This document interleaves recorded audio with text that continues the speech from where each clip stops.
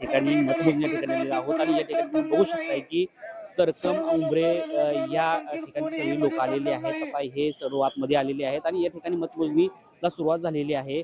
करकम ह्याचं या जिल्हा परिषद गटाचे सध्या पहिली फेरी सध्या चालू आहे। अशाच पद्धतीने तुम्ही बघू शकता की या ठिकाणी जी काय लोक आलेली आहेत ते लोक आतमध्ये चाललेले आहेत।